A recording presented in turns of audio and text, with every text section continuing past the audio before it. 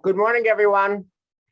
It's so great to see your faces on this wonderful kickoff of our Hartman learning. Amy just shared with me before we started that this is our 40th Hartman Zoom during the pandemic. And when you think about that, that is just such a remarkable number. 40 times we have gotten together during this dark season of pandemic to do the light of Torah and the light of community and the light of connection. So first, I just want to thank Amy and Brian for being our Hartman energy initiators. I want to thank Hartman for being such a partner and such a source of light during the darkness. And also, it's like one thing to do a lecture or two lectures, but it's an entirely different level of commitment to be with a partner organization across the seas 40 times during this pandemic. So we're so grateful to Hartman. Want to thank Sarah Labaton, who's on the call as well. She's the director of teaching and learning at Hartman. And Sarah, we're so grateful for your connection. And now I just want to talk about and thank Mishael Zion. All of you have at least two connections to Mishael, even if you don't know it. Number one, I'm betting that most everyone on this call has used his Haggadah for the contemporary voices that he co-authored with his father, Rabbi Noam Zion. I know that we have personally made Mishael Zion very rich because we have bought 50, 60, 70 of those Haggadah over the years. They're best in class. So Mishael, thank you for the Haggadah. Second, most of us have worked with his dad. Noam came here before the pandemic 100 years ago and actually did a workshop on Pesach, and he's also taught Zoom classes. But this is, in honor of our 40th session, our first time ever getting to actually learn with Mishael Zion.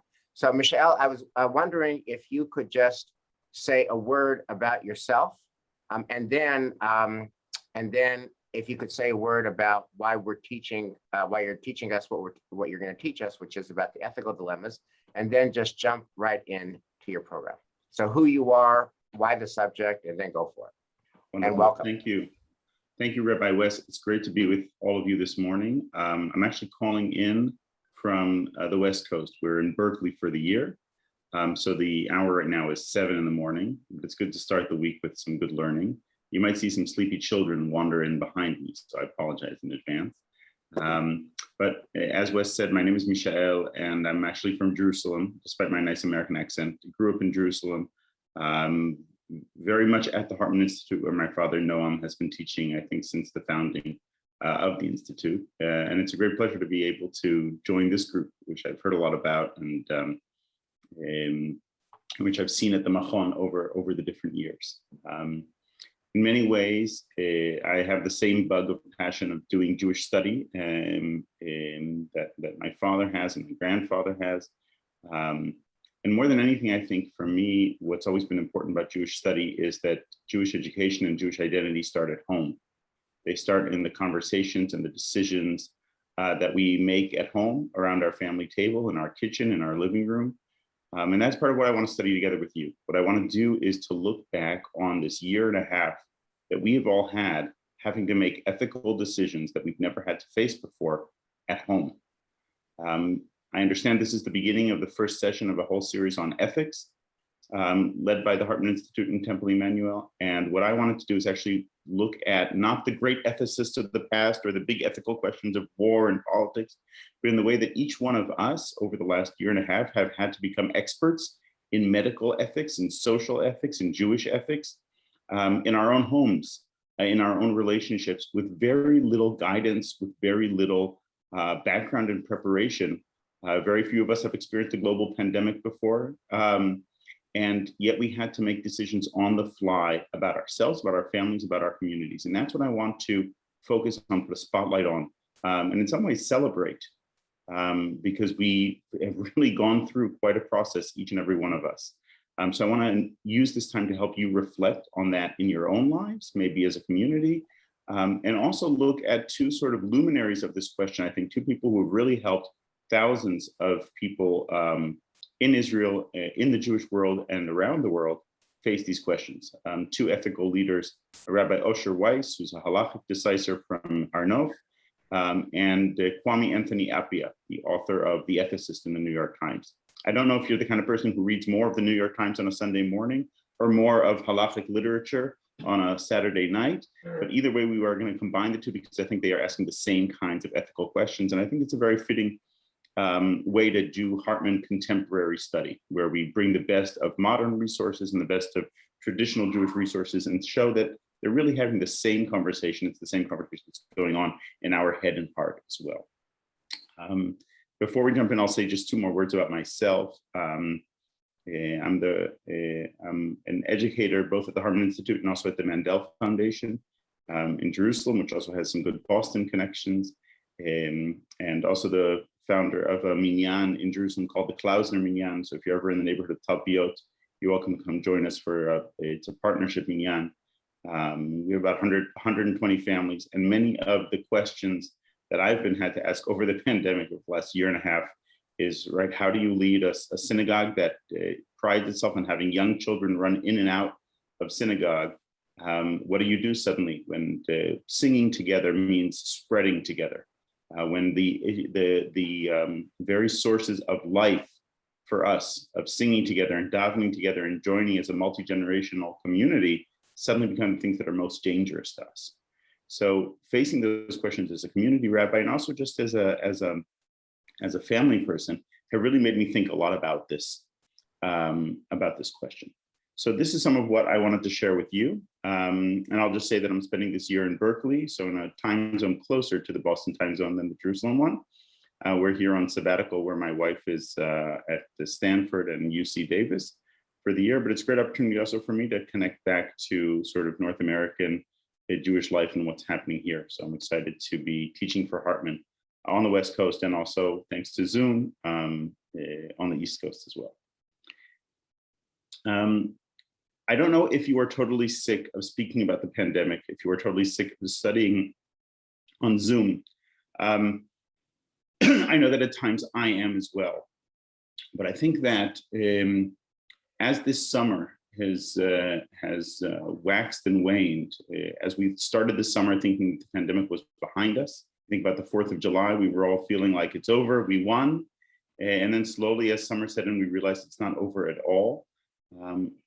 Thinking about what we have done in the last year and a half and reflecting back on this time, I feel is extremely important. And one of the reasons why I feel it's especially important has to do with the following picture. Let me just, which the first time that I saw this picture, I was sort of quite shocked and dismayed. And you've seen pictures like this before. These are people from 100 years ago, right? Going through the Spanish flu, publicizing that you should wear a mask because not everyone wanted to do that. And these pictures of the 1919 Spanish flu, 1918, 1920, almost exactly 100 years ago, we've been seeing them a lot in our newspapers and on the internet, and they seem to be shared a lot because there's something shocking to realize that 100 years ago, people were going through and experiencing a pandemic very similar to our own.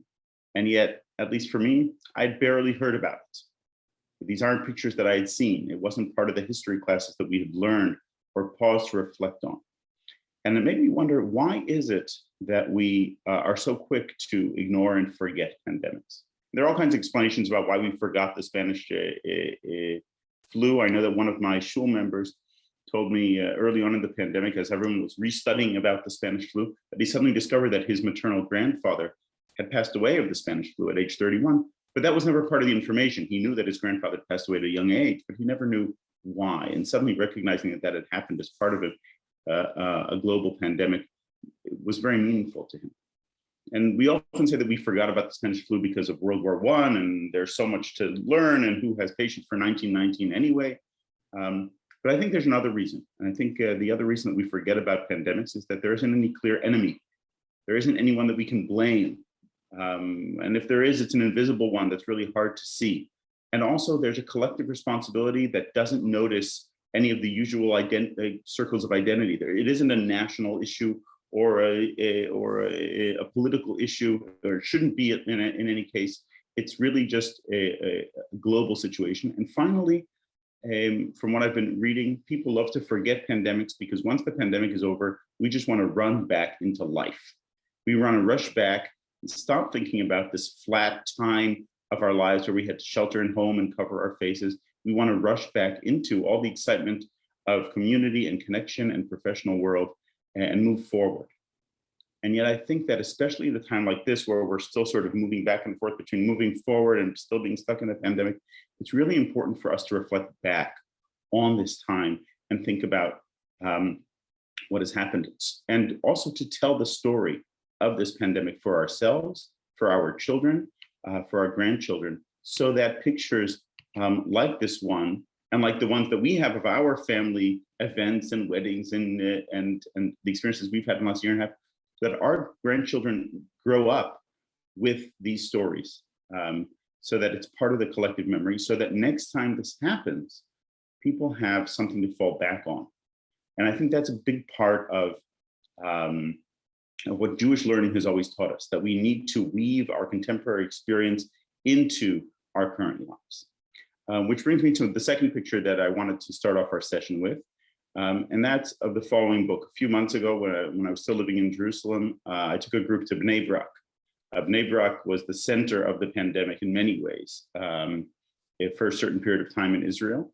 And walking into a bookstore in Bnei Brak, at the beginning of the summer, the pandemic felt like it was behind us. And suddenly I saw the following book in a Jewish bookstore. And this is just a classic Jewish book with its beautiful gold letters and the fake leather covering. And it's a halachic book of literature by a rabbi called Asher Weiss, who's an up-and-coming posek, a rabbi in Jerusalem. We're going to be speaking about him. But something on the cover of it, I noticed something that you wouldn't expect to see on a Jewish holy book, and that's the shape of the coronavirus. Those sort of that spiky circle, and it says in Hebrew, "Magefat HaKorona." And when I saw this, I got very excited. I'd read some of Rabbi Asher Weiss's responsa during the pandemic, and I was excited to buy this book. But the truth is, I didn't want to buy the book because of the content of the book. I'm a much more shallow person than that. I wanted to buy the book because of its cover, because I thought how fitting it would be that as part of the Jewish library that I have at home, those books, brown books with fake leather and fake gold letters, that there would also be a book that says on it, Magifat HaKorona, the coronavirus pandemic, that this is part of making what happened in this last year and a half part of our Jewish memory, part of our cultural memory. So if you look at Rabbi West's library behind him, and he has all these important Jewish books, there should be a book about the pandemic as well, so that the rabbi of Temple Emmanuel in 100 years will be able to pull it out next time, God forbid, there's a pandemic, and say, okay, we've done this before. And I think that part of asking why, part of what, when I think back on these two pictures, this book with the coronavirus on it and the picture of 1919 with the masks on, I think for me, the emotion that these two pictures brings up is loneliness. That there's been a lot of loneliness in this past year, and that loneliness has a lot to do with the fact that we've had to shelter in place, and that our usual community connections have had to be stopped in so many ways, and our family connections have had to be stopped. But more than that, it's a loneliness about having to make decisions that we feel unmoored by, decisions that we feel alone in, decisions that we feel like we should have had better footing, better grounding, better background in. And when we had to make these decisions, we had to make them alone. And I want to ask you, invite you to reflect for a second on some decisions that you might have made in your own families or communities, places of work, extended families, in grocery stores, about how are we going to behave during this pandemic. And as you think about them, I want to invite you to wonder, sort of, as you made those decisions, how did you make them? Who did you turn to? How did you know what was right? What information was important and pertinent, and what information was not actually helpful in this time? And what range of emotions or perhaps social dynamics were brought up by those decisions? I want to give one example or two examples for me, just to jog your memory. And as I raise this, I want to invite you to write in the chat There's always an awkwardness about Zoom sessions. If we were in a room together, we could smile at each other and just raise your hand and we could have a whole round of stories. But I want to invite you to use the Zoom chat. This is the 40th Hartman session on Zoom. So some of you are more experienced at this already. So I want to invite you to use the chat and just share one brief anecdote or one sentence of a dilemma, a pandemic dilemma that you've had over this past year and a half. I'll share two of mine as you're thinking about your own. One is very early in the pandemic, a little bit after Purim. I picked up my kids from my mother's house. She usually picks them up on Thursday afternoon. And I picked them up and then she wanted to give me a hug as she opened the door. And I told her, you know, Mom, I think I shouldn't give you a hug. And I could see on her face how hurt she was by that. And she was like, what? All this talk about some disease, like you can't give your mother a hug, with all the good Jewish guilt that you can imagine underlying that. And I told her, you know what, from what I'm reading, from what I'm hearing, I think actually it's not a good idea right now. And by the way, this might be the last time that the kids come over to your house for a while. And I remember that conversation, how hard it was. And I wonder now, back now, what did I know? Who did I consult? Was it the right decision? Why were we on different footing? Why didn't she know everything I knew at the time? And was I fulfilling kibud av va'em at that moment, or was I actually transgressing it? So that's one moment that I think a lot about. It's a small ethical moment, but it's a huge one in so many ways. And the second question I'll just share with you, and I'm hoping this is jogging your own thoughts. Thanks, Martin, for writing in. Is a member of my shul in Jerusalem who's from Italy. And his father passed away in Rome. Again, early in the pandemic, and if you remember, the pandemic in Europe really started in a big way in Italy and things were going crazy there. And he was prepared to get on a plane to be at his father's funeral. His father didn't die from COVID. It was a natural death, but tragic as he wasn't that old. And very quickly, this congregant of mine discovered that he wouldn't be able to travel to Italy, that the funeral wouldn't happen in a regular way. And the question very quickly became, you know, how do you do a funeral on Zoom? He didn't even know what Zoom was. And I think, you know, I'm sure Rabbi West has had many of these questions since then, but just having that first question, and sort of Italy is the first harbinger of that. And his question really was, should I go to Italy, even though I won't be able to be with the funeral, to be with my mother and comfort her during this time? Or should I stay here to keep my family safe? And just going through that question with him, which in a way was a halachic question, but it really was much more than a halachic question in so many ways, really brought home to me that this is going to be a time of some really intense questions and decisions. So let's just take a moment of quiet now, and we can read what people have written in chat. And I would really love if you could write in chat. If you're on and you're able to turn on your camera, it would be great to see your faces, also for each other to see your faces. If you're multitasking and jogging as we're doing this on your Sunday morning jog, that's also okay. But if you're able to, please do turn on your camera so we can see each other. And take a minute. I'll read some of your comments.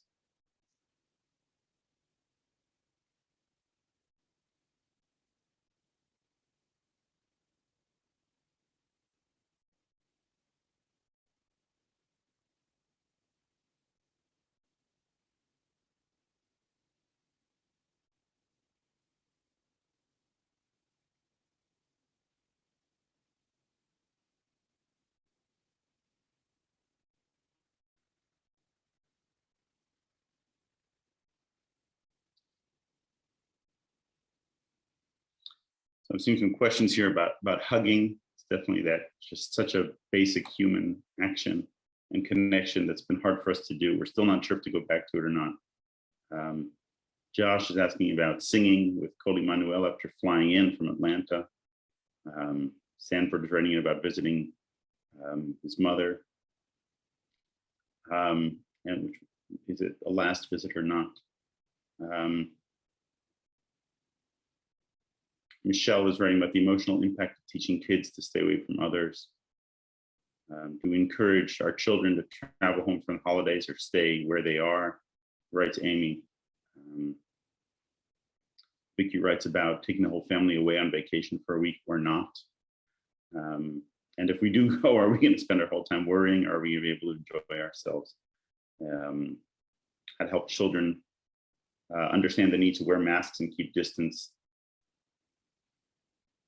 And then how to relate to family members with different standards when it comes to COVID and vaccinations. You're welcome. Please do keep on writing if you're in the middle of writing an anecdote or question. We'll get back to those. But I'm also looking at the time. We have till about 11:15. And what I want to do is go through a few questions, and really, in many ways, more than the answers. In this case, I'm interested in the questions, and I feel like looking back at those questions is, in fact, a very educative moment for us as we do that. You were sent the sources, I believe, or you should have them in some format on PDF. I'll be showing a PowerPoint presentation which has the same text, so you can follow along in the PDF you have, or look on screen at the presentation, and I'll point out the page numbers as we go through it. But let's study a little bit together.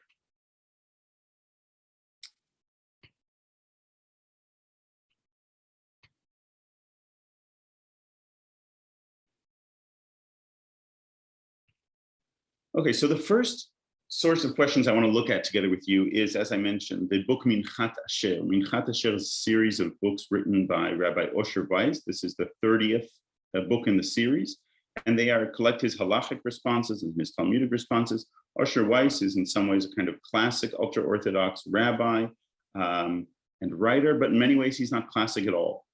He was born in America in 1957 in Borough Park, and he belongs to a small Hasidic community called the Kloisenberger Hasidim, or Tzans. They're connected to the Tzans Hasidim, if you know those, or if you've ever been to Netanya, where they have a big neighborhood and a hospital. And in many ways, he's also a very modern thinker connected to modern Orthodox Jews in many ways. And he's sort of an up-and-coming halachic authority. He's not that old yet. But at the end of Rav Ovadia's life, the great halachic decisor of the Sephardic world, he started sending people to ask questions of Rav Osher Weiss, and he teaches classes. And one of the things that makes Rav Osher Weiss a special rabbi in these times is that he knows how to use YouTube. And his classes are broadcast on YouTube, as many rabbis are. As the pandemic started, he recognized the importance of very quick halachic information. And like many other halachic decisors, sent that out. You could see that the Reform movement, the conservative movement within the Orthodox world, a lot of information going out very quickly, and new voices in some ways coming out of the woodwork because they knew how to use technology and they knew how to read this pandemic quickly on. One of the things we'll see is that Rav Osher Weiss was ahead of the game in the pandemic because he is the rabbi of a hospital. He's the rabbi of the hospital Shaarei Tzedek in Jerusalem, one of the most important hospitals in Israel. And that really put him at the forefront of a lot of the questions that we've all been asking for the last year and a half. And what I actually want to do together with you is to look at the table of contents of this book. Because when I opened up the book and started reading through the table of contents, I have to say, I quickly realized that even though I had wanted the book just because of its cover, that actually the content of this book was very powerful. And just going through the table of contents and looking at the dates in which these questions were asked felt like a powerful time travel through the last year and a half that we've had together. So what I want to do together with you is do something that I think is worthwhile in all kinds of ways, opening up books of halachic literature and just going through the table of contents and just looking at what questions were Jews asking during this time. And you can really get a snapshot of Jewish life. So going back to this point that ethics is not just something that happens with the philosophers or the rabbis or the leaders. Ethics is something that happens in our living room, in our kitchen, in our inbox. The questions that we ask are so important. So let's read through a little bit of this table of contents. The translations are my own, and you can find the Hebrew online, by the way. If anyone's interested, I'm happy to send it to you. So the first chapter of the book is called Pikuach Nefesh and Proper Conduct During a Pandemic. It's kind of a general chapter, and you can already understand that from the term pikuach nefesh, right, saving a life, that there's a Jewish framework through which to understand how we are to behave during the pandemic. And the first question he writes is about proper conduct during a pandemic. We're going to read that together soon. How do I behave? What am I supposed to do? Number two, to shelter in place or to flee the city. This is actually a quote from the Talmud. What do you do during the pandemic? Two options. And I know in America, actually, a lot of people flee the city. And it's still happening in many ways. Do I stay at home or do I run away to a different place? What's the definition of a plague is question number three, and really goes to the point of what's going on here. Is this a big deal or a small deal? Is this just a flu with good public relations, as one Israeli doctor called it at the beginning? Or is this something different? Is this actually a plague, a magefa in Hebrew? And then question number four, which is a big question to this day, medical authority versus halachic authority. What is the relationship between those two types of authorities? And we see that question playing out not only in Jewish tradition, but also in America within different religions, that sort of tension between different types of authority that the plague has brought up. And finally, for the opening of this chapter, obligations of hygiene and cleanliness and preventative medicine, right? What are our obligations to stay clean? And so much of the beginning of the pandemic was just about sort of suddenly how hygiene became a front headline issue in so many ways. We'll get back to number 6, which is about Yisrael Salanter. But I'm continuing to reading from 7 and on, right? 7, the pandemic is getting more serious, and suddenly you see questions that are scary even to read. Scarier if we wouldn't have just lived through them. Prioritization and saving lives. Experimental medicines for COVID patients. 2 patients sharing a respirator. Danger trumps prohibitions. This is a term in Hebrew for the question of, are you allowed to do a biblical prohibition in a time of danger, right? And then Bikur Cholim during a pandemic. Someone wrote this, one of the chaplains here in the group mentioned this, right? I have a mitzvah of Bikur Cholim. I have a mitzvah to protect my life. Can I go visit someone during a pandemic? Saving lives during a pandemic, does it take priority over Talmud Torah? Do we close the yeshivot during this pandemic? By the way, do we close the campuses of higher education? Do we close the shul adult education class?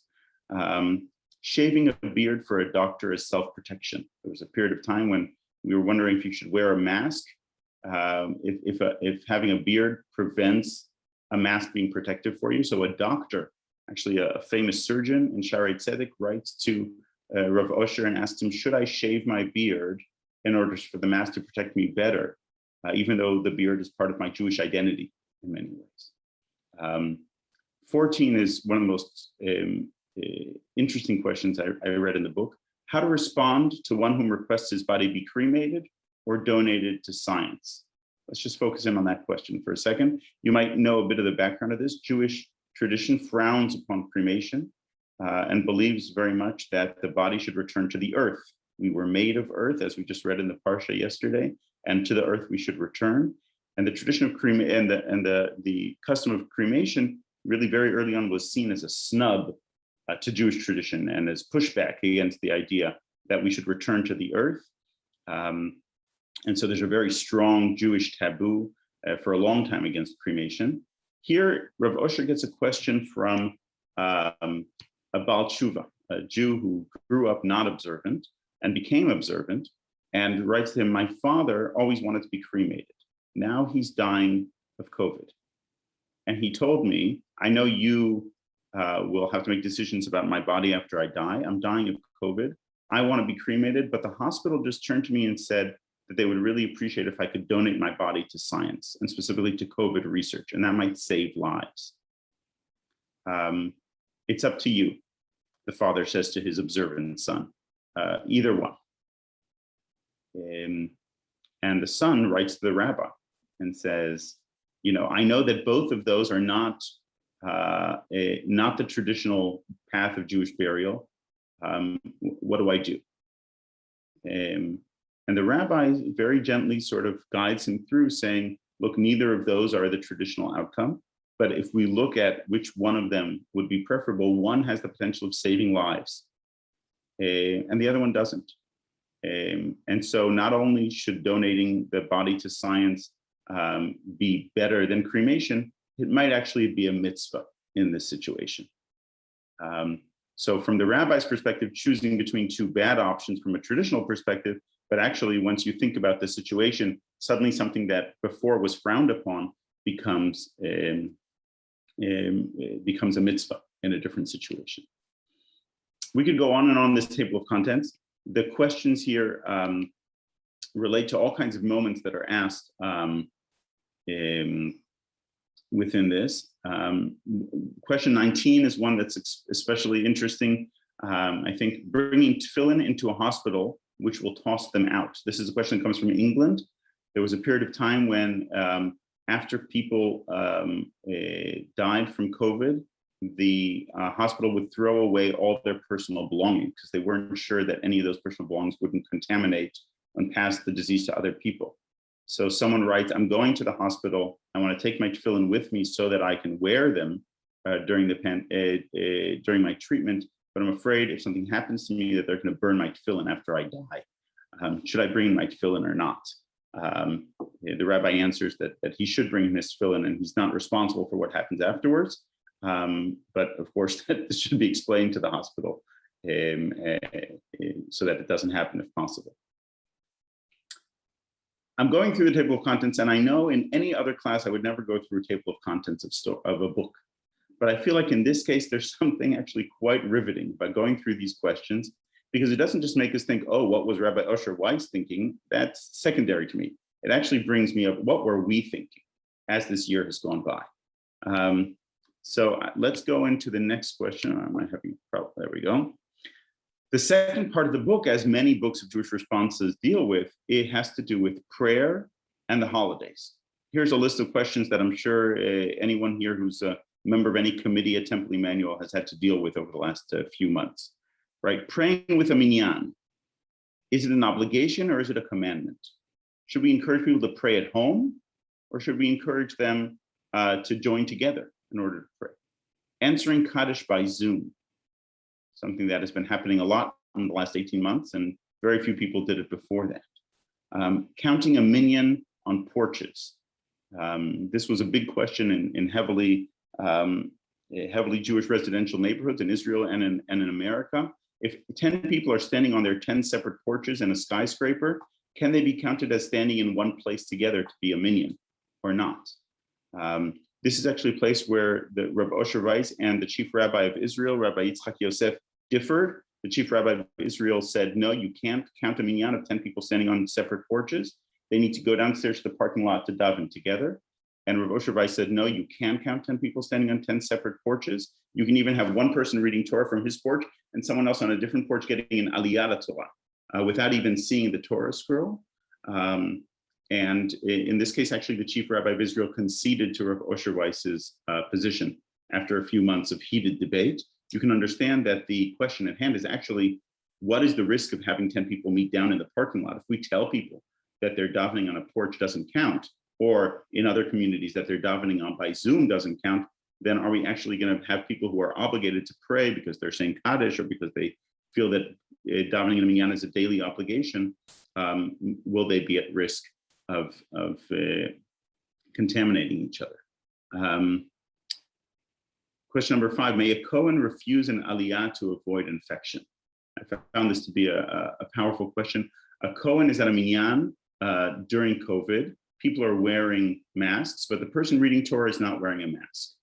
And the davener is a Kohen. In other words, he's going to be called up to be the first one to get an aliyah to the Torah. And he doesn't want to get an aliyah because he doesn't want to put himself at risk, because this person reading Torah is not properly protecting himself and others. But as a Kohen, he has a responsibility to the community to have the first aliyah be performed by a Kohen.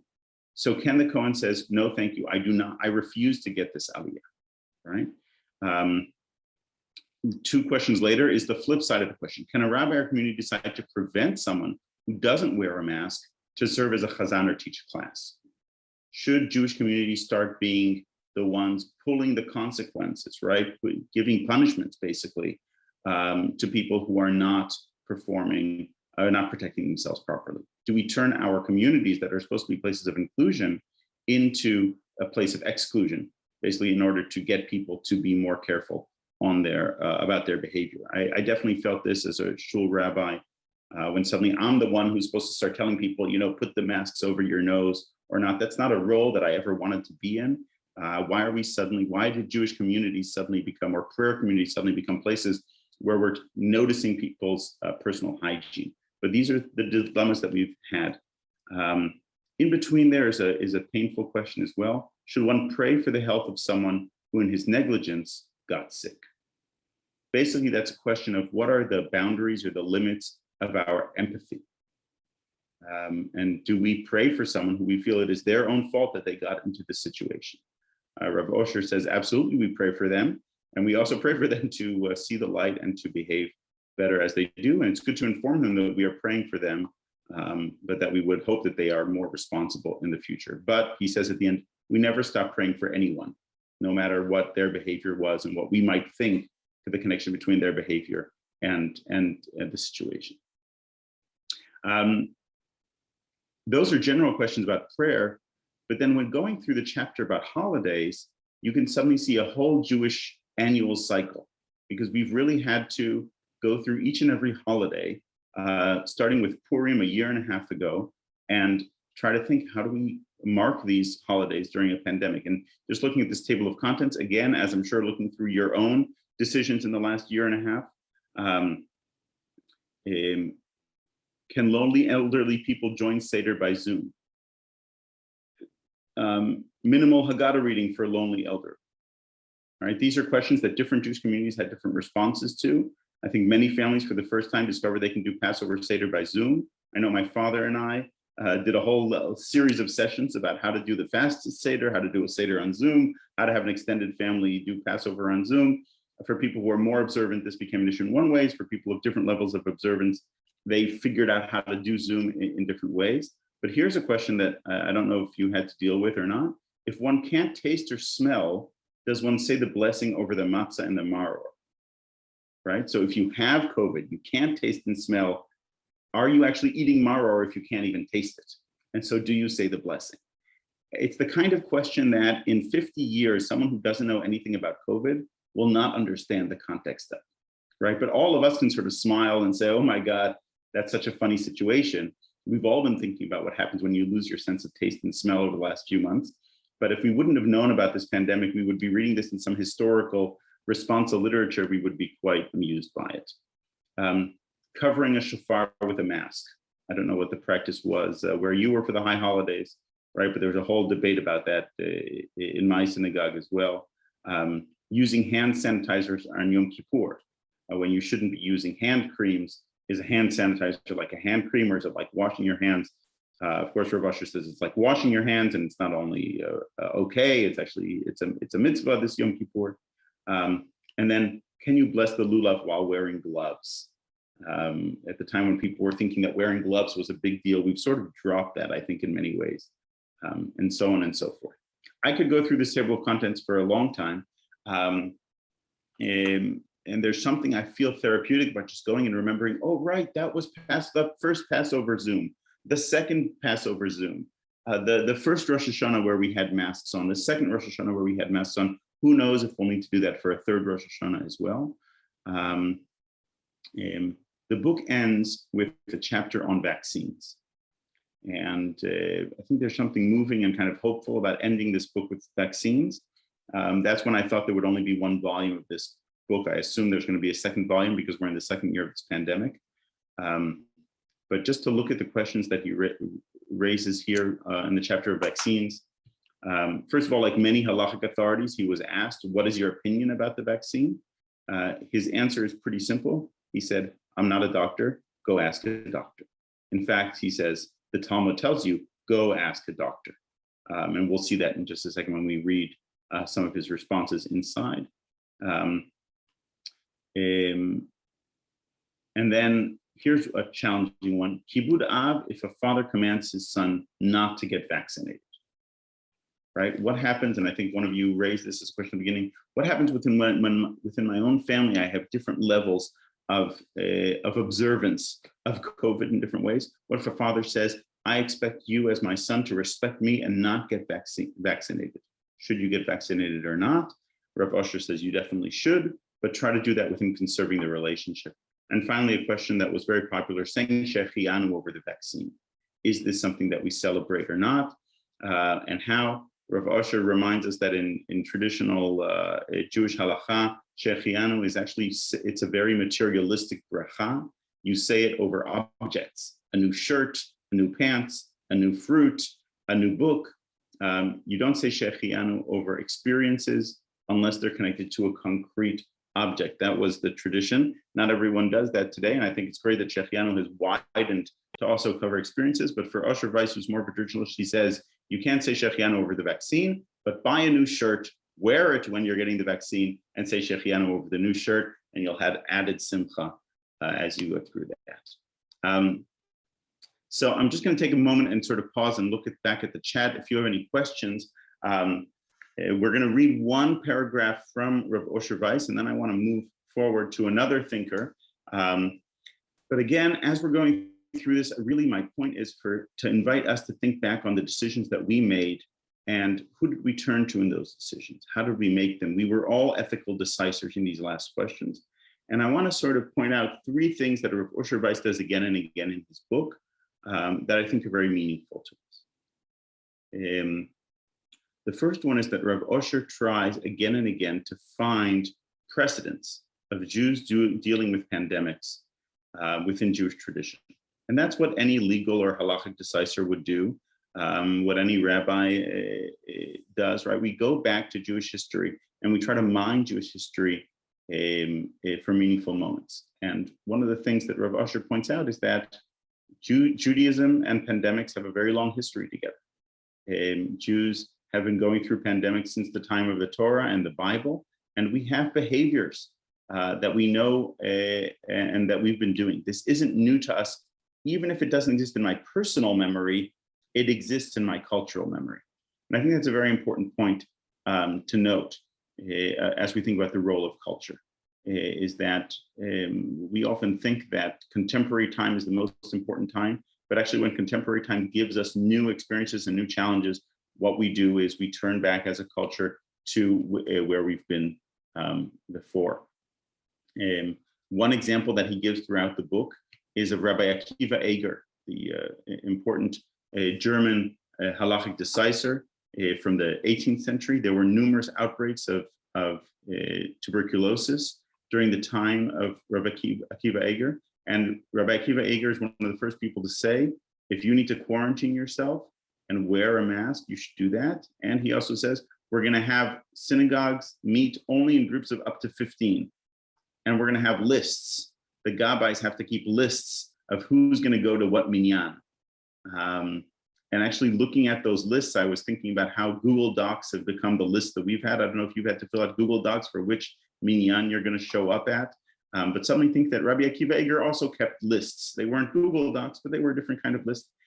There's something about that relieves the loneliness that I mentioned before. There's something about recognizing that Jews have dealt with these questions. Minyanim have dealt with these questions. We feel we're alone and having to make all these big decisions for the first time. And in many ways, Jews have done this question before. The second rule that Rav Osher Weiss points out, and I think this is kind of obvious in this group, but not obvious in all groups, is that he says the halachic responsibility, the Jewish responsibility in this context is to listen to what the medical authorities say. That is our halachic responsibility. And so there are recognized medical authorities, and the role of halachic leaders is to listen to and encourage other Jews to listen to the recognized doctors at the time. There isn't a tension between rabbinic authority and medical authority. No, rabbinic authority turns to medical authority in questions that medical authorities are experts in. And when we recognize that the science is, that the reality is moving faster than the science, we still need to listen to the best scientists we can find. And that's a point he makes a few times and gives examples of rabbis who turned to medical authorities. And especially one example which he gives is that, in fact, Rabbi Akiva Eger, we talked about the Minyanim, Rabbi Akiva Eger also turns to the German police when Jews are not performing his precautions of pandemic. So he describes an example where Jews went to hear Parashat Zachor, the parsha you read before Purim, which is a biblical obligation. And he said over 100 Jews came to one place in Germany in order to hear Zachor. And I called the police, the German police, to come and break up that minyan. And I think within that story, you suddenly hear how we've been having those same experiences of tension between religious communities and sort of the secular police. And is it the role of a rabbi to tell people, to call the police, the secular police, and call them to shut down a minyan? Who would ever have thought we would be in those situations? And recognizing that that has happened 200 years ago and it's happened 500 years ago is something that not only alleviates our loneliness, but also gives us a precedent to hang our hat on as we're trying to make decisions that are new. The last example I'll give, which is, again, one that to us now might seem normal, but if we would have read this 2 years ago, it would have surprised us very much, is early on in the pandemic, Rav Osher Weiss sends out a letter to the Shaarei Tzedek hospital community and effectively closes the synagogue. Now, March 2020 was very early on in the pandemic. There weren't any synagogues closed anywhere at that point. This was the first synagogue that I've been able to track that closed itself. And here's how he writes it out. Notice the progression here. Many doctors are in isolation, writes Osher Weiss. And some of them, unfortunately and sadly, have contracted the disease. And there's already a shortage of medical staff and rescue volunteers in some places. And as the disease spreads, the shortage will worsen. And so it seems that all such staff and volunteers should not enter the gates of the synagogue so that they can stand and serve, and this is essential. So here's Rav Osher Weiss, the rabbi of a hospital, saying, I actually forbid doctors and volunteer emergency staff from going to synagogue because you might end up finding yourself in isolation, and we need you to prioritize your medical roles right now over your desire to daven in a minyan. But Jews are more stubborn than most rabbis would like to believe. And notice paragraph 2.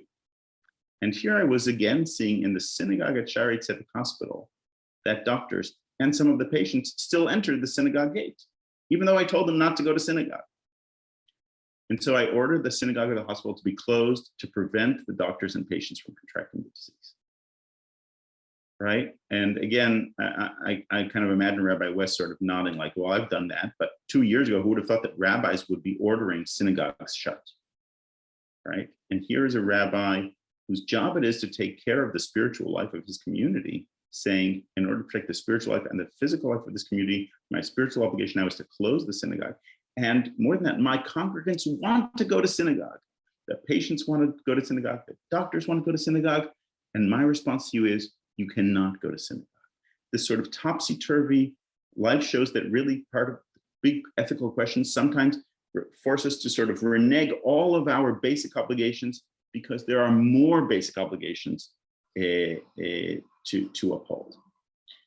So these are small moments, I think, in many ways. It's just a note that was put up over the bar doors of the synagogue at Shaarei Tzedek.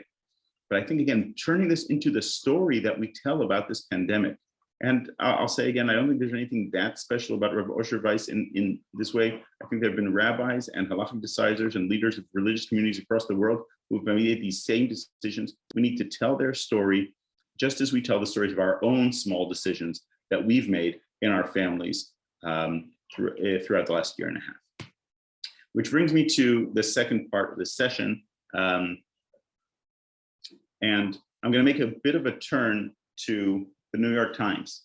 And you might think this is a very different genre of writing than halachic writings. But as we'll see, the questions are very similar. And some of the answers are very similar as well, not just in what the content of the answer is, but in how you get about giving these answers in many ways. So one of my favorite parts of the New York Times after I finished reading the Sunday Vows I'm glad to be back in the United States and be able to read the print copy of the New York Times. I've been teaching my 14-year-old how you read the Sunday New York Times. It's an important, there's how to read the Parsha with Rashi, and then there's how to read the New York Times on a Sunday morning. So I've been teaching her to read the Ethicist. The Ethicist for the last, I think, 7 years has been written by an NYU philosophy professor called Kwame Anthony Appiah, who's half British, half Ghanaian, a brilliant writer. I don't agree with him on all of his decisions, but he has a great way of laying out the questions. And going through the New York Times archive and going through the questions, they haven't been collected yet, although maybe that's something that would be worthwhile. You get the same experience of going through of Osher Weiss's questions. So let's just look at a few of these questions as well. This is March 30th, 2020, a year and a half ago. I was supposed to have a friend over, but she and her husband were ill, so we rescheduled. Since then, she has become very ill with coronavirus-like symptoms. She thinks it's just the flu, but will not see a doctor or explore testing options. Can I move the date again because I did not want to risk infection? The dinner, though casual, is to celebrate my friend's birthday. That's the question. It's such a small question. How many events have we all canceled in the last year and a half because of COVID? But early on, we were so confused that even such small questions were caused to write to the newspaper about. Suddenly you realize canceling or not canceling to celebrate my friend's birthday is an ethical question. It's an ethical question because she doesn't think she's ill and she wants to meet. She doesn't want me to cancel on her birthday. And if I cancel on her birthday, what kind of a friend am I? But on the other hand, there's this developing situation which is different and new. Anthony Appiah writes very clearly. He says, you are right to be diligent about this. Tell your friend to get tested. Even if it's just the flu, at a time like this, March 2020, we should not be contracting any kinds of diseases. And even though she will be hurt by your decision, the right ethical decision is to tell her she needs to postpone the birthday. Little did they know that if she was postponing the birthday, it would take another year and 3 months, so they probably could meet again, right? But just a small situation becomes a big ethical decision. Then there are historical moments that make it even more challenging. Here's a question that was posted during the Black Lives Matter protests this summer. And no matter what you think about those protests, looking at the questions that were raised during that time, I think is very interesting ethically. This is the question. In normal times, I would feel an obligation to take part in the recent protests against police brutality. I'm worried, however, that these gatherings could lead to a coronavirus outbreak. Black Americans are suffering from COVID-19 at a disproportionately high rate. I don't want to endanger the very lives that this movement is seeking to protect. I've done what I can to speak out in other ways, from signing petitions, making donations, and so on. Is it ethical, last line, is it ethical to support these protests only from a distance, right? I find that this question is the corollary of going to shul in many ways, right? If we say that Rabbi Heschel would say that he was protesting with his feet at Selma. So this is the same kind of question. My community is gathering together, congregating to do what seems to them crucial, what is in many ways pikuach nefesh. Should I participate? Or if this is dangerous, right, should I not participate? What do I do? Now, in his response, which again, we're focusing on the questions and not the answers, you do have the full answer in your PDF, but I just want to notice two things about the answer. One is that you can see the gravity with which Anthony Appiah relates to the situation. It's not like canceling a birthday. Participating in these protests has the opportunity to change social situation and potentially save lives. On the other hand, we might be risking lives if we get people contaminated, if we infected as part of the protests. What do we do? How do we balance out those questions? He, in that situation, turns back to history. Like Rav Osher Weiss giving examples of Rabbi Akiva Eger, here Anthony Appiah turns back to 1965, to John Lewis going over the bridge in Selma, and says, we have a tradition that even if it comes at a risk to us, we will still protest. And that's a tradition that if we see that tradition, then we should still protest even though it comes at a risk. However, he says, this isn't a great analogy because there the risk was only to the people protesting. All right, and some. But if you protest here, you might be risking people who weren't even at the protest because you're infecting. So this example is not so helpful. It's not a help, and he decides in the end to go in a different path from that example. But again, bringing up the example alleviates some of the loneliness of this question, right? Anyone going out to a protest has had to deal with the question of the risks. His answer at the bottom line, I'll tell you, is he says he thinks that since it's outdoors and if you're protecting yourselves, it would be okay to go to the protests. But he says, if you are obligated to someone who is in danger or who, if they do get coronavirus, would be at risk, in that case, I say I don't think it's a good idea to go to the protests. So there's sort of an ethical balance of our different obligations in different ways. And again, I feel like this question it's not just, it goes to the ways in which our most important loyalties have been tested in this last year and a half. And the places where we feel give us energy, which are congregating together, again, become something that is challenging. Let me give just one last question from here. And then I want to read one more, and we'll open up for questions, then read one last question from Usher Weiss. There's questions about, can I go to a different state to get a vaccine? I don't know if people here had that question. I don't know how Massachusetts was in getting vaccines, but is it okay to go to a different state to get a vaccine? Appia's response is that we are doing this as a nation, so state lines are not, should not be an issue, but you shouldn't lie either. If you're asked if you are from a different state and therefore told you can't have the vaccine, don't lie, don't fake anything. So we should not change our integrity, forsake our integrity because of that. My favorite question here is one that might resonate as well, which is intergenerational tensions. Here's the question. I recently discovered that my sister lied to her elderly parents about being vaccinated for COVID-19. She has no plans to get vaccinated and told them she has done so only to allay their anxieties. Of all my siblings, she has the most direct contact with our parents. So here is my sister is behaving badly. Don't sisters just love to point out how their sisters are behaving badly? Right, I have 4 daughters who spend much time on that, but the question gets more complicated. I am not close with her and was stunned when, in a rare conversation, she divulged what she'd done. Our parents have been diligent about masking, distancing, and getting vaccinated. When they believed she'd been vaccinated, they allowed her back into their home unmasked.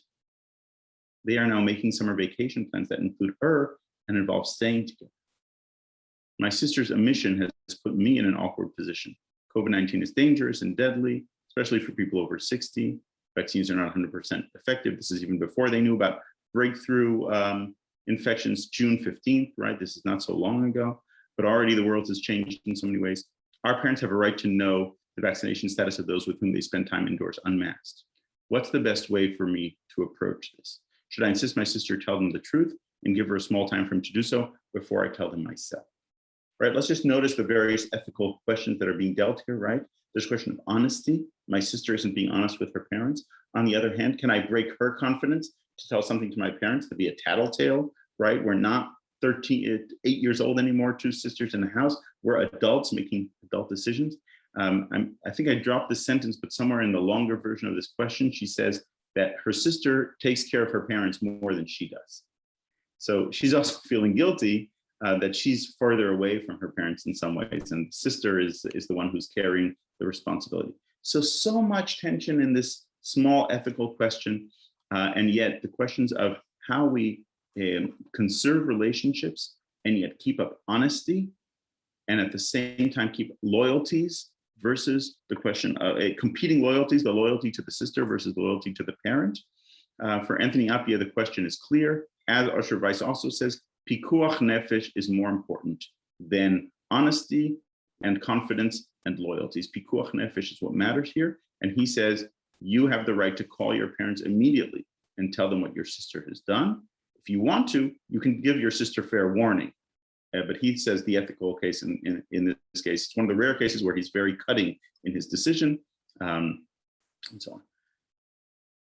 So I'm going to pause here. There's one more question I want to end with, from going back to Osher Weiss, but I want to pause for a second, both open it up for questions, and you can unmute yourself, I think, to ask, but also just think, let's just pause for a second and reflect, as we've read these questions that were brought up to Rav Osher Weiss and to Kwame Anthony Appiah, three things that we noticed. One is how quickly we've forgotten the many questions that we've asked over the last year and a half. How very little attention we've been able to give them, either because we've been busy, because every week there's new questions, but also because we're not used to these situations where big ethical questions are suddenly happening in our own kitchen, in our WhatsApp messages or our iMessages, in our relationship with each other. Second of all, the question of conflicting loyalties, our loyalty to davening every day or to participating in social protests versus our loyalty to staying safe. And what happens when the very institutions that give us strength and spiritual sustenance are the ones that endanger us in so many ways? And how do we prioritize them in different ways? And finally, I think what became clearer and clearer throughout this pandemic, becoming more complicated, is how human relationships and honesty are a big issue, and how much openness and honesty plays a role, and how does that compete with the question of protecting one's lives? So we want to be honest in our dealings, we want to be open, we want to keep issues in confidence on one hand. On the other hand, when the question is a danger to one's life, that trumps questions of honesty, or trumps questions of confidence, and it will also trump the situations, the loyalties that we have to our communities in certain situations. So let's take a moment for questions or thoughts. I see Jack has a question, so.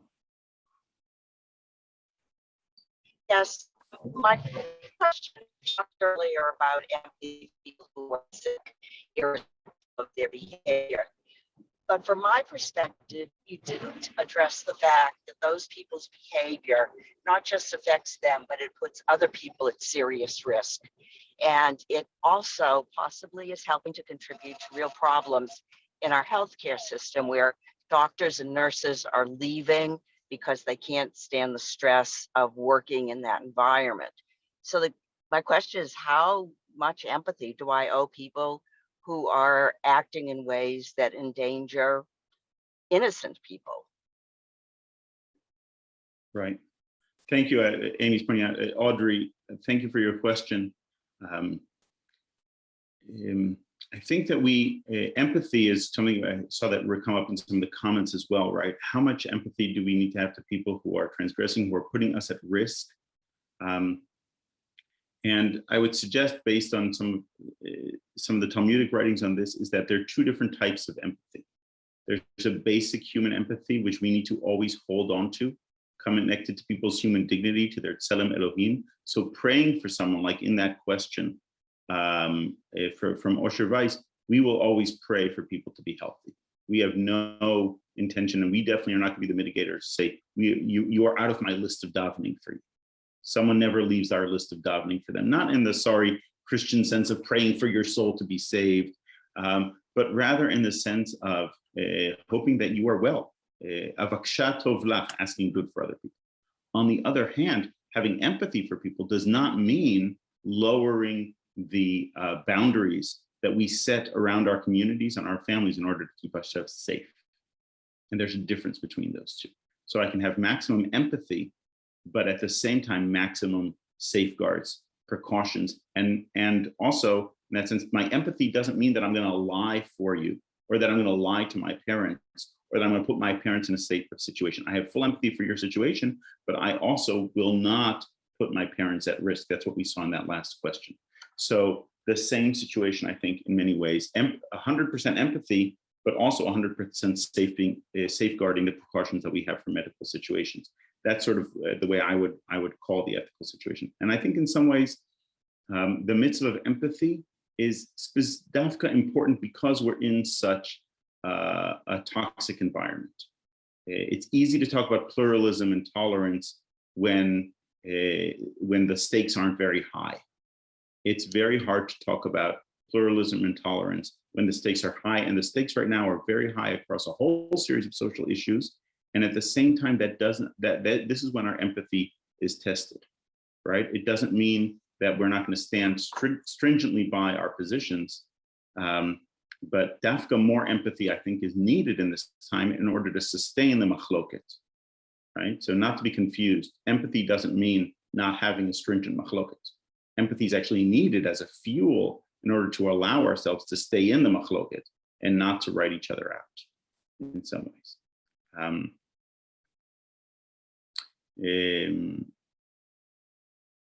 So I see a question here from Steve, right?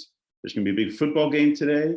The game is without masks and no vaccination protocol. We're watching in bars. What responsibility do we have to point out the ethics of the situation for the Boston community, right? And this is kind of a question in Jewish parlance. We would call this lo ta'amod al dam re'echa, right? You should not be a bystander when someone else's blood is being let, right? If we see that people are about to engage in behavior that is harmful to them, do we have an obligation to stop and stand and do something? At the same time, the Talmud also says, right, that it is a mitzvah to say a tochecha, to say a rebuke that will be heard, but it is also a mitzvah to be silent if that tochecha will not be heard. And so how do you figure out, is it a mitzvah for me to speak up now, or is it a mitzvah for me to be silent? And there isn't any one answer to that question. I think the real question relates to what is your standing with regard to these people? If you will be heard by them, if you're someone of some sort of moral standing in their eyes, not in your own eyes, but in their eyes, then their mitzvah would be to speak up because it might make things better. But if you are not in a side of moral standing, then the mitzvah might be to be quiet at this time because it's not going to make it any better. This isn't that different from 150 years ago. Jews saying, "Oh, my cousin stopped keeping Shabbat." Right? That's endangering his soul. Do I go and protest outside his house before he goes to work on Shabbos morning in the Lower East Side? Or do I have to stay silent at this time and keep him engaged in the Jewish community? Right? So figuring out these questions relates to our moral standing. And in that sense, I would say, and I'm curious what you think about this as well, is sort of how important it is that we keep up the relationships so that we have a moral standing in other people's eyes. Right? If my cousin isn't being vaccinated, and I find that really hard. If I stop communicating with them, then I will have no moral standing in their eyes, no matter what.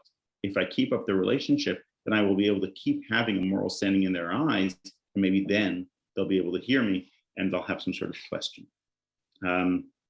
But I find that all ethical questions in the end go back to the relationships that are upholding.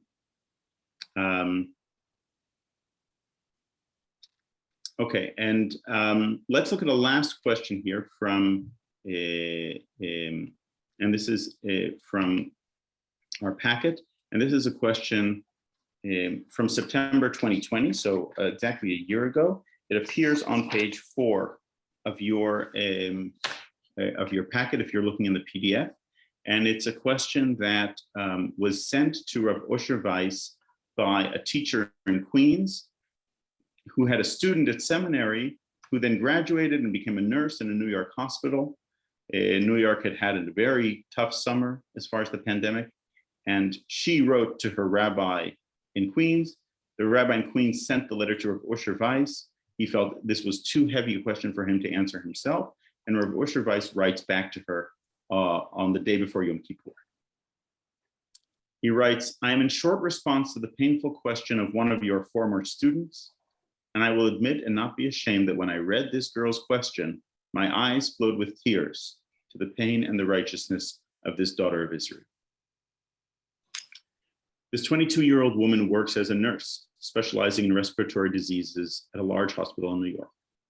At the height of the epidemic there, when thousands and tens of thousands contracted the virus and fell ill, after completing a hard day and a busy shift, she was asked by the ward director to stay overnight due to severe manpower shortages, and agreed with her dedication to patience and deep understanding of the mitzvah of pikuach nefesh. So she stayed later than her shift on one of the most intense days of the pandemic.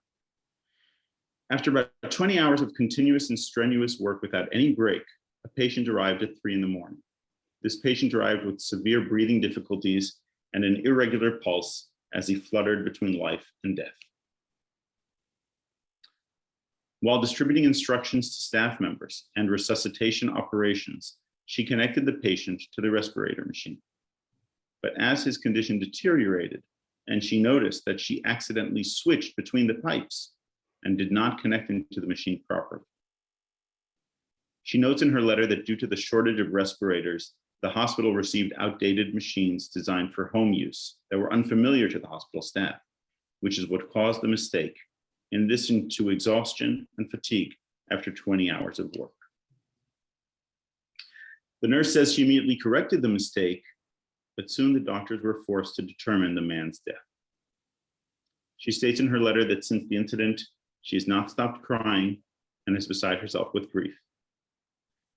While her classmates, due to shuva in response to fears that they might have spoken lashon hara to their friends, or that they have not respected their bubby enough, she has to deal with her conscience lest she has lost one soul from Israel.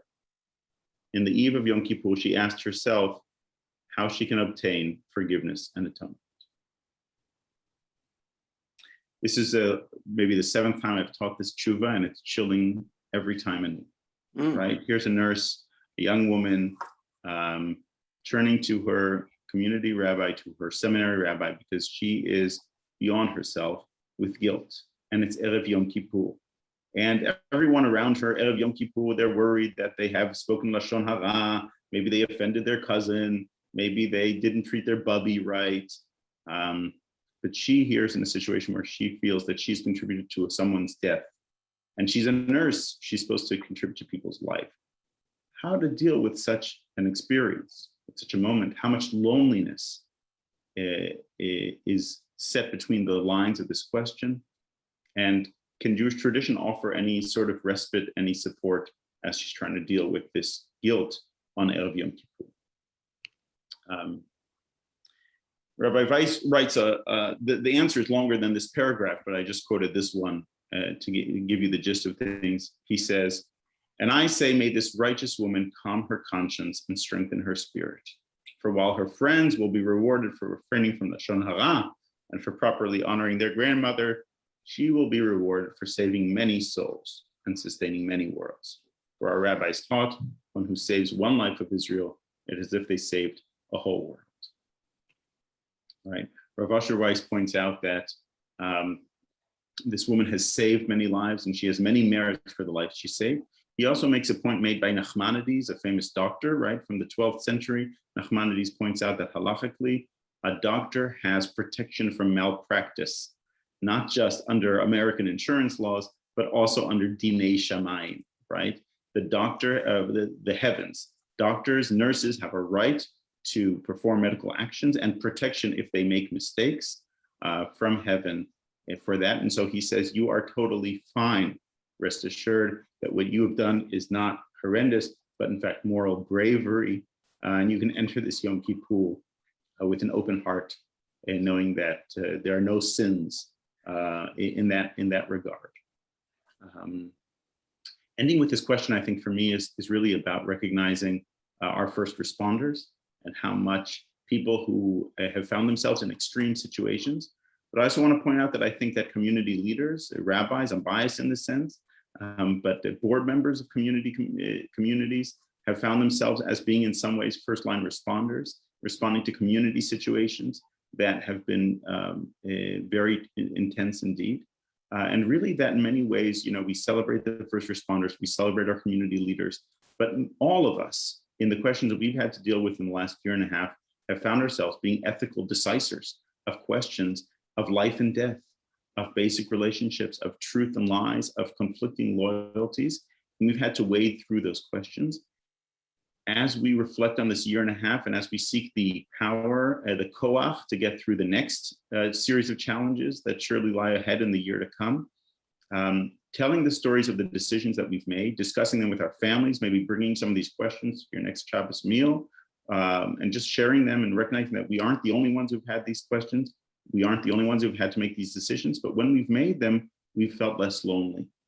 We felt supported by knowing that we've made an ethical decision. Maybe we made a mistake, but we tried to make the best ethical decision we've made, but also supported by a tradition of asking ethical questions and trying to find the answers within that, from the Talmud to Rabbi Akiva Eger to the protests at Selma. to the questions that we've been asking ourselves in our communities, in our shuls, and our hospitals over the last year. So that's part of what I wanted to share with you as you open this session on ethics. And I hope that you found this not only meaningful as you think about your own ethical questions, but also giving you some koach as you seek to wade through the ethical questions that surely lie ahead for all of us.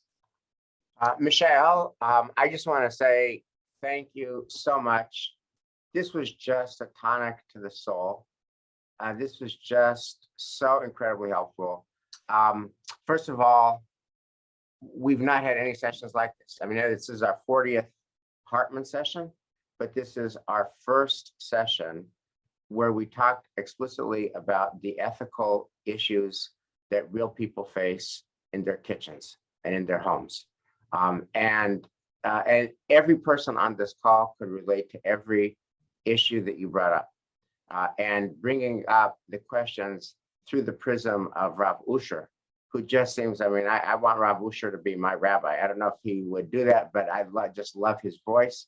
And Kwame Anthony Appiah, and the combination and the creative tension and how they really deal with the same issues with wisdom was beautiful. But I also just want to say, Mishael, I love your voice.